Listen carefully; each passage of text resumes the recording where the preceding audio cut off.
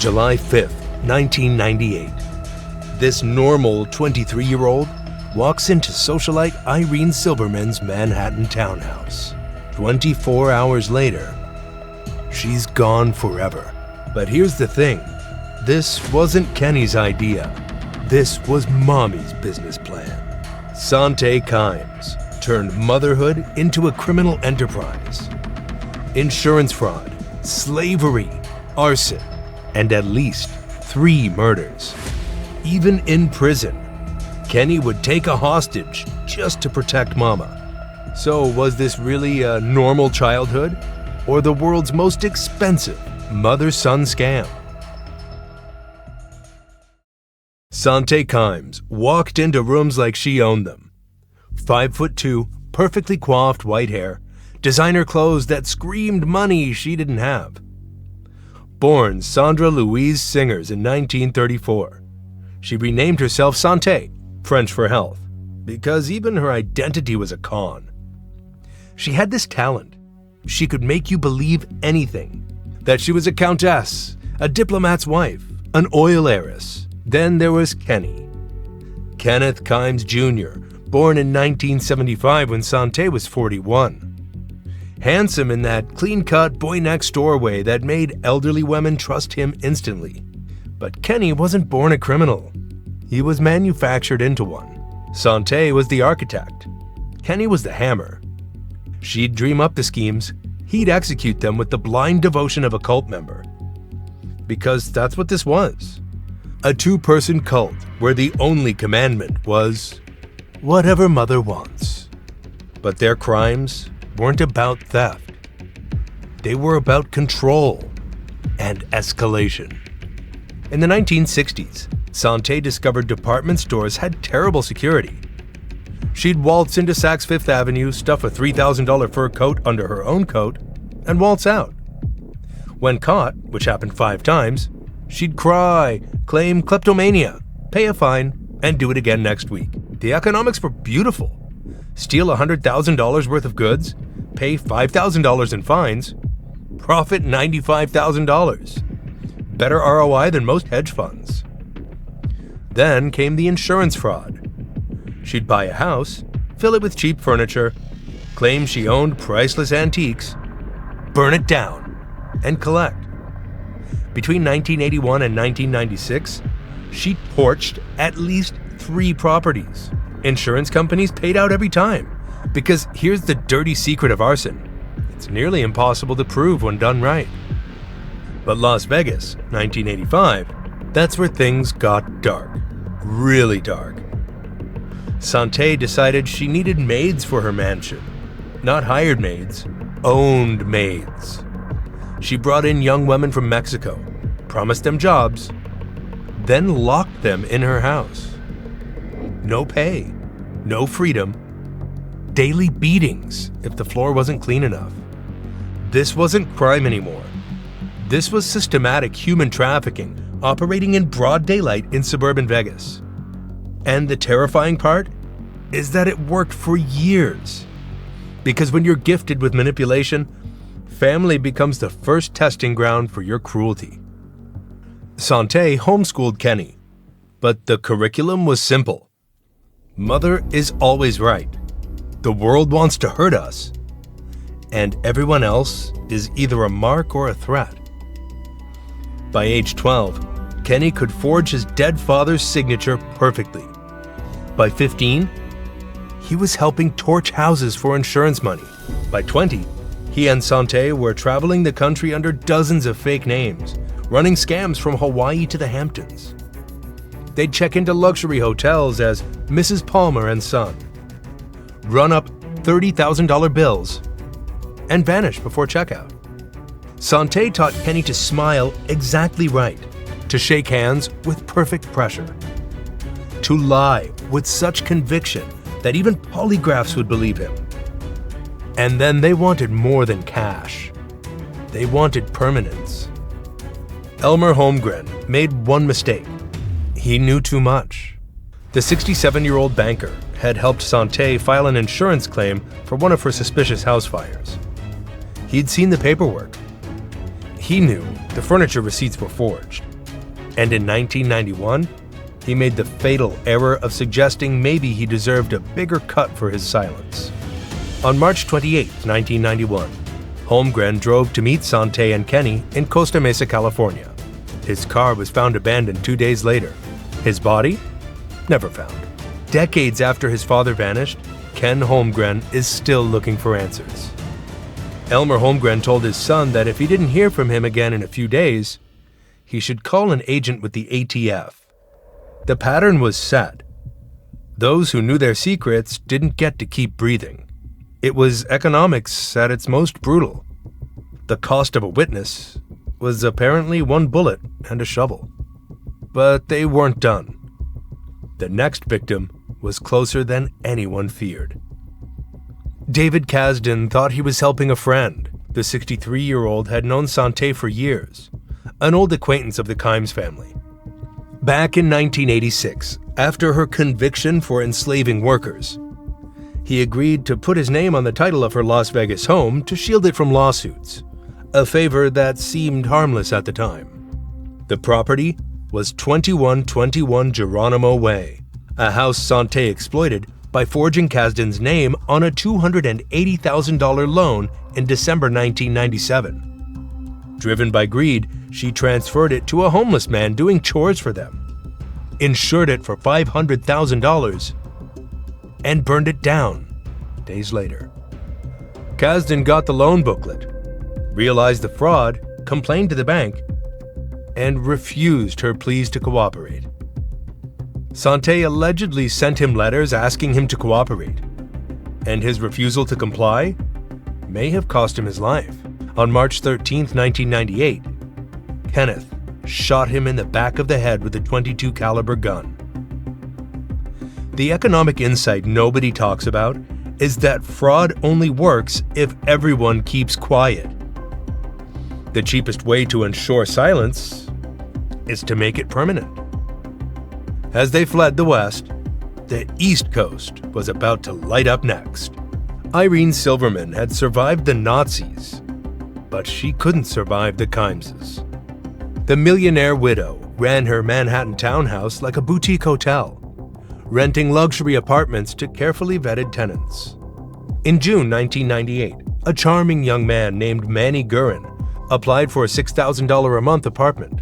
Kenny's references were impeccable. His credit was perfect. His smile was deadly. Irene knew something was off immediately. Silverman had become suspicious with the new tenant, and when she dined on the night of July 4th with her two closest friends, she told her companions she planned to evict Kimes. On July 5th, 1998, Irene disappeared from her own home. The Kimeses had forged a deed transferring ownership of her $7.7 million townhouse to themselves. They'd also forged a bill of sale for her $30,000 worth of silverware. Her body, like the others, was never found. But unlike the others, they'd finally made a mistake. They were bold, but even they couldn't escape one small slip. Of all the ways to get caught, murder, fraud, arson, slavery, the Kimeses went down for a bad check. On July 5th, the same day Irene vanished, they tried to buy a Lincoln Town car in Utah using a check from a closed account. The dealer ran the check, it bounced, and suddenly there was a warrant out for two people matching their description. They'd successfully stolen millions, killed at least 3 people, enslaved dozens. But a $30,000 car exposed them. How ironic. The FBI connected it to the Silverman disappearance. Suddenly, every cop in America was looking for a white-haired woman and her devoted son. They were wanted criminals, but captured on a car crime. Irony, apparently, was their undoing. July 5th, 1998, the New York Hilton lobby. FBI agents surrounded them so fast, Kenny didn't even have time to reach for the Glock 9mm in his waistband. In their possession, Irene Silverman's passport, her keys, her social security card, and a forged deed to her mansion. Also found a stun gun, brass knuckles, syringes filled with what turned out to be a date rape drug, wigs, false IDs, and the most damning, notebooks. The evidence was overwhelming. They had literally written confession after confession, thinking their code words would protect them. Sante Kimes kept these spiral notebooks, so she would write things that were extremely incriminating. Take care of the problem meant murder. Clean the house meant destroy evidence. Visit mother's friend meant find the next victim. Inside those notes lay the blueprint for sociopathy. And more questions than answers. Why did they do it? Money, obviously. But it was more than that. When Sante's millionaire husband, Kenneth Kimes Sr., died in 1994, she discovered a problem. Maintaining a lavish life that was slipping away. Greed. So she started stealing from others to maintain the facade. And when stealing wasn't enough, she graduated to murder. Kenny, meanwhile, had his own motivation. Mother's approval. When your entire identity is built on stolen money, you'll kill to keep the con going. The real estate scams, the insurance fraud, even the murders. All just line items in a budget where human life had a price tag. But nothing prepared the jury for the campiness of Sante's courtroom persona. During the 2000 trial, Sante showed up every day in different wigs, sometimes blonde, sometimes brunette, once inexplicably bright red. She'd blow kisses to reporters, wave to the gallery like a celebrity, and pass notes to Kenny covered in hearts and smiley faces. During victim testimony, she'd laugh. Kenny, meanwhile, sat beside her like a trained puppy.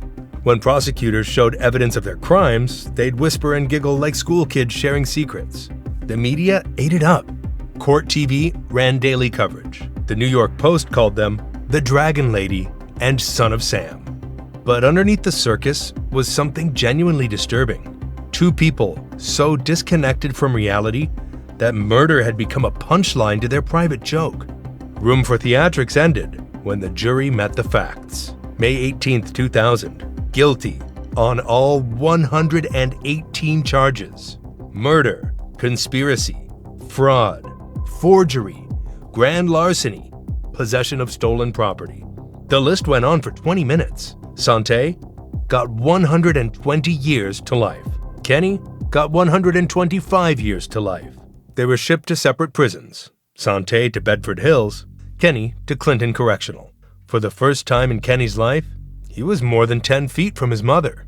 Guards reported he cried for 3 days straight. And yet, the question of where the body is and where the money went remains. Seriously, where did all the money go? Investigators recovered real estate transfer papers, an empty stun gun box, blank social security cards, handcuffs, $30,000 in cash. The millions they stole vanished. Nothing was ever found. And the bodies, Irene Silverman and Elmer Holmgren, were never recovered. In 2004, Kenny offered to reveal Irene's location in exchange for a transfer to a California prison. The deal fell through when he admitted he dismembered her and scattered the parts across New Jersey. Even in confession, he was lying. Cadaver dogs found nothing where he claimed to have dumped her. The economics of their crimes created a perfect black hole. Money goes in, nothing comes out. Not even the truth.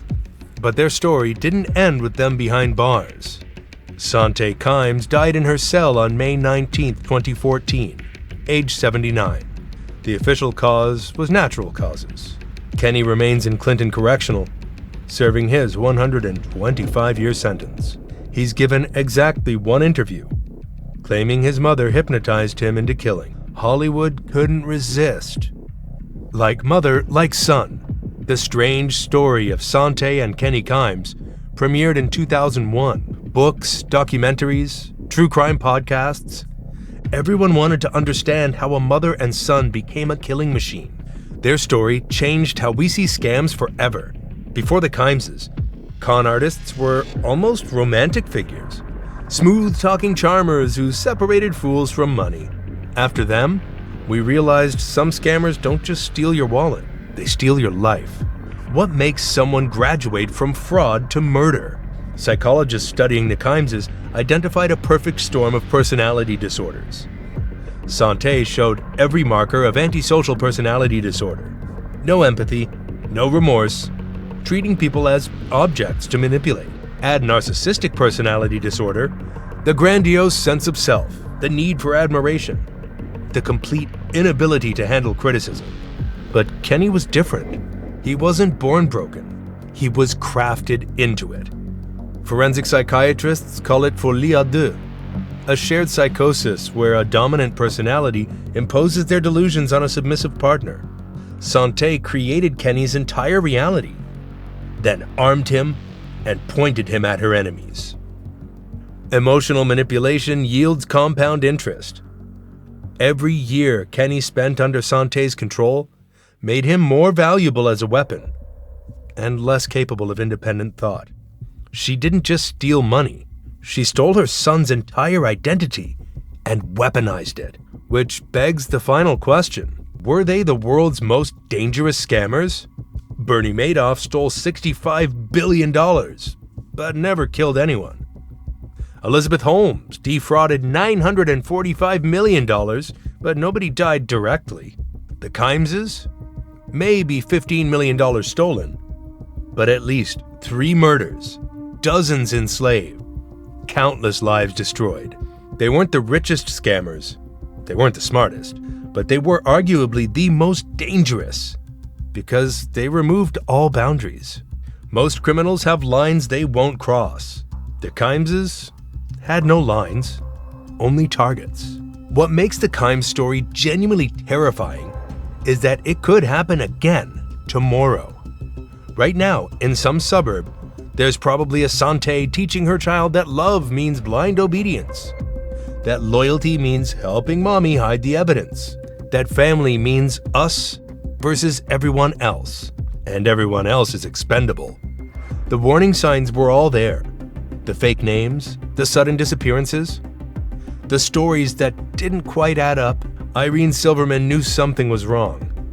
She wrote in her journal, told her friends, tried to evict them, but predators like the Kimeses count on our politeness, our benefit of the doubt, our inability to imagine that a well-dressed woman and her handsome son are planning to kill us for our apartment. They scam, they burn, they kill, and they vanish into legend.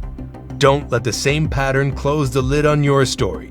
The only difference between a con artist and a killer is opportunity, and the Kimeses never met an opportunity they didn't take.